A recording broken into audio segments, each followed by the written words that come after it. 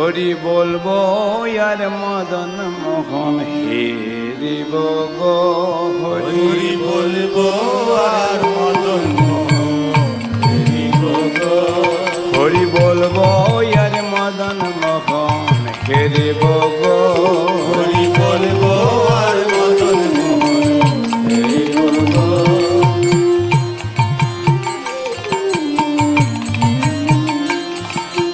যাব গো ব্রজেন্দ্র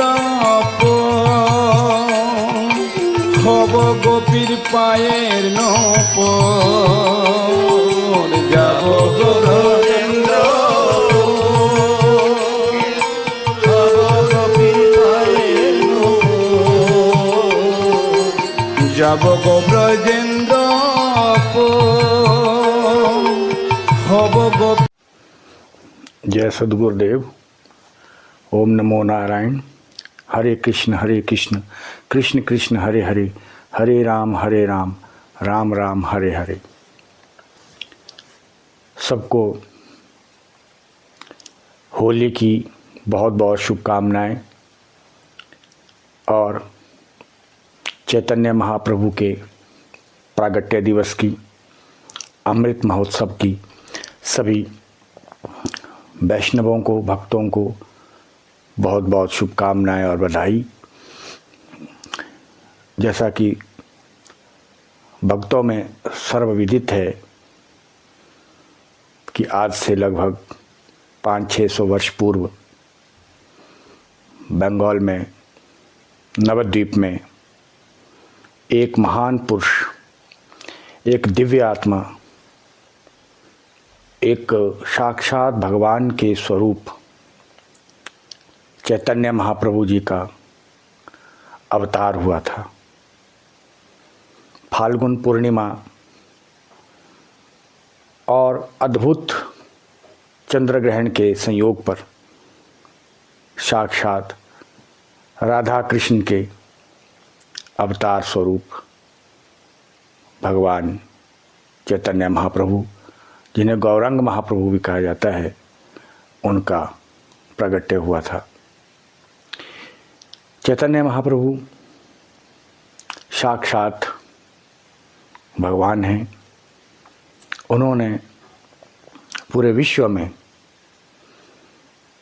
भक्ति का एक ऐसा आशीर्वाद दिया, एक ऐसा दिव्य रस दिया जिसमें अनगिनत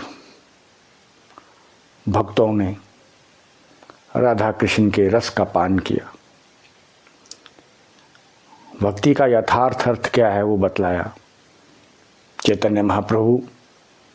कर्म ज्ञान भक्ति का समन्वय है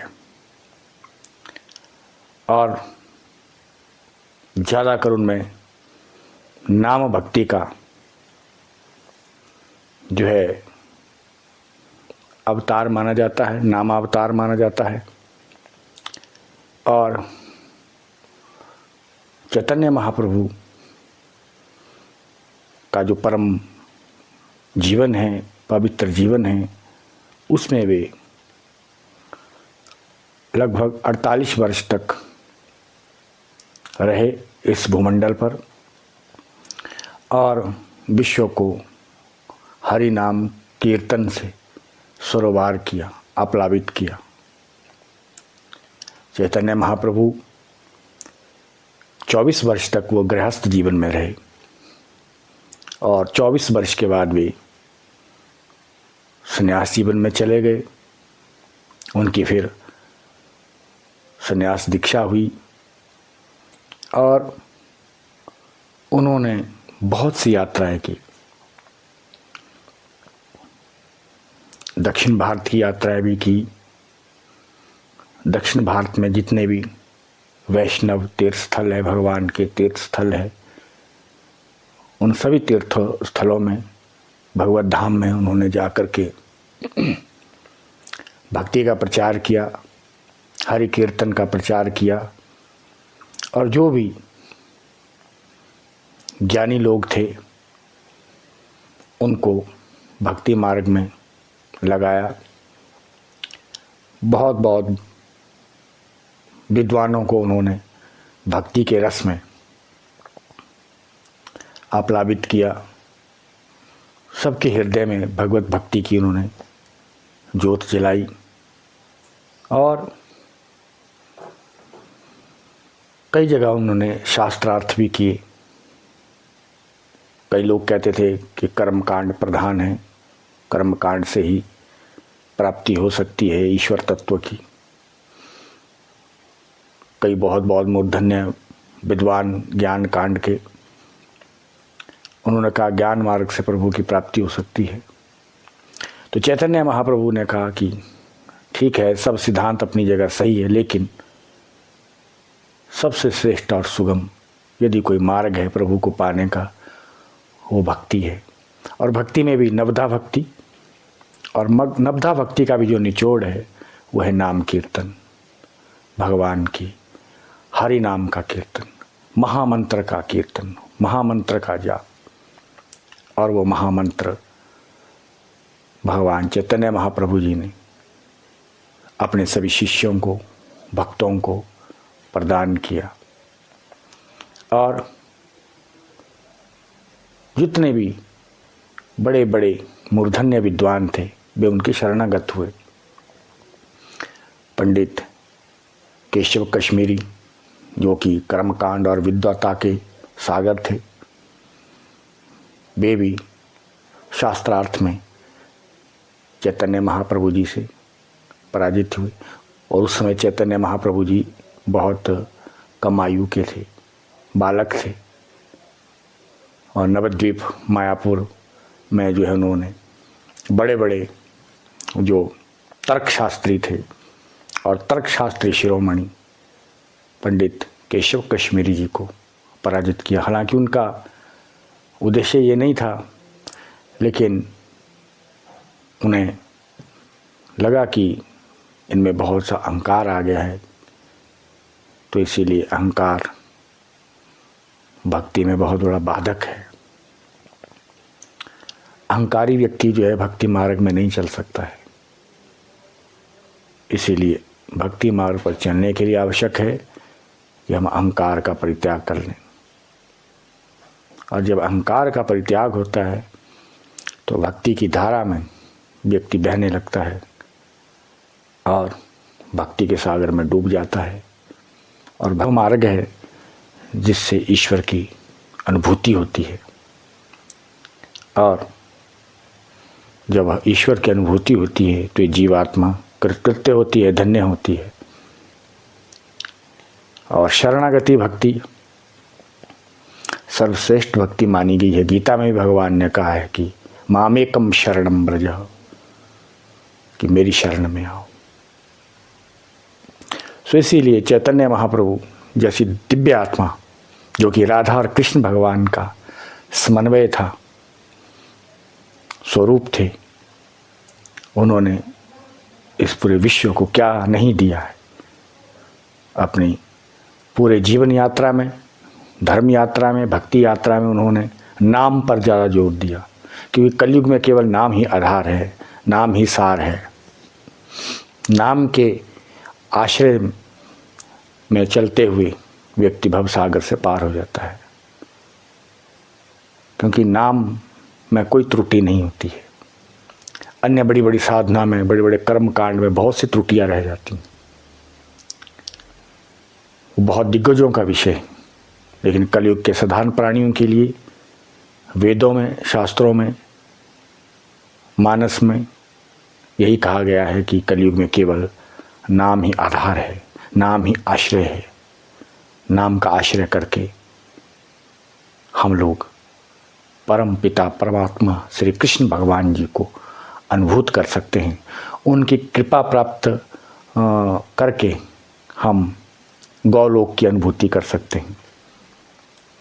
इसीलिए हरि कीर्तन पर ज़्यादा जोर दिया चैतन्य महाप्रभु जी ने। और कालांतर में उनके कई शिष्य हुए, षड गोस्वामी हुए, और इसके अलावा भी कई शिष्य उनके हुए। और अंत में उन्होंने अपना लीला संवरण पुरी धाम में किया, क्योंकि अधिकतर वे जगन्नाथपुरी धाम में रहे।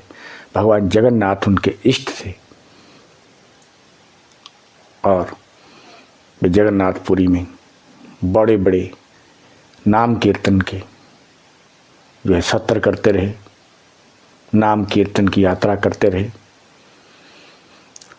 और इतना उन्होंने जीवन में संघर्ष भी किया। चैतन्य महाप्रभु जी के जीवन में बाल्यकाल से बहुत कष्ट भी आए, पीड़ा भी है, दुख भी है, वियोग भी है, योग भी है, संयोग भी है और भक्ति योग भी है। ऐसा युग पुरुष कभी कभी इस भूमंडल पर आता है और ये भारतवर्ष का सौभाग्य है कि इस भारतवर्ष की पावन भूमि में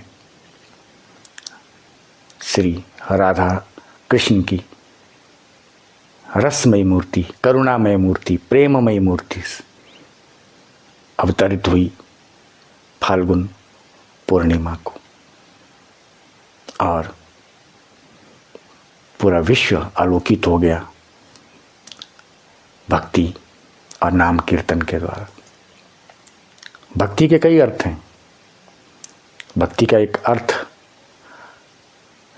मेरी दृष्टि में भगवान की लीलाओं का, उनके चरित्र का गुणगान करना, उनकी लीलाओं का, उनके धाम का, उनके नाम का प्रचार करना, ये सबसे बड़ी भक्ति है, ये सबसे बड़ी सेवा है और सेवा ही भक्ति है।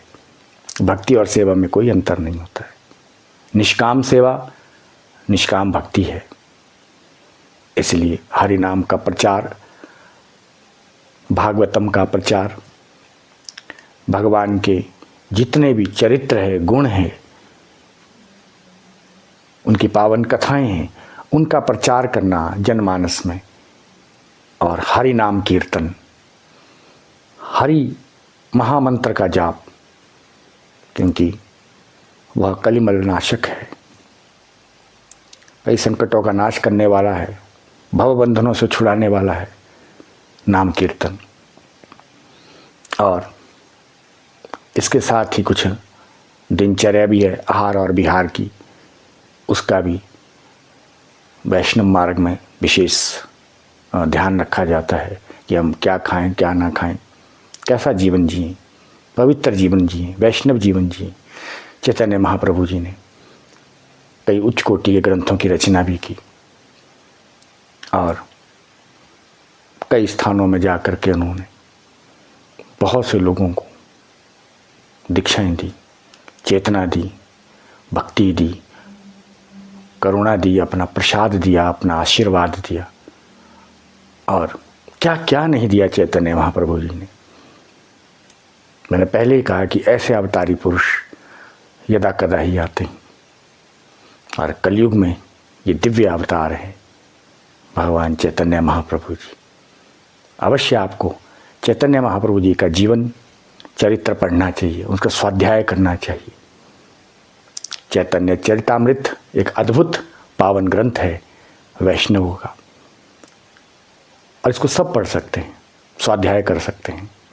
तब आपको मालूम पड़ेगा कि कितनी महान विभूति है चैतन्य महाप्रभु, गौरांग महाप्रभु, जिनका बचपन का नाम निमाई पंडित था और इनके सखा और भ्राता हैं नित्यानंद महाप्रभु, नित्यानंद जी, वो भी शेषांश है और उन्होंने भी इनके साथ मिल करके पूरे विश्व में नाम कीर्तन का, भक्ति का प्रचार प्रसार किया। इसके अलावा और भी चैतन्य महाप्रभु जी के साथ बहुत से पार्षद थे, सेवक थे, जिन्होंने भक्ति का प्रचार किया और बहुत सी मुसीबतों का, कष्टों का को चैतन्य महाप्रभु जी का जीवन चरित्र पढ़ना चाहिए, उसका स्वाध्याय करना चाहिए।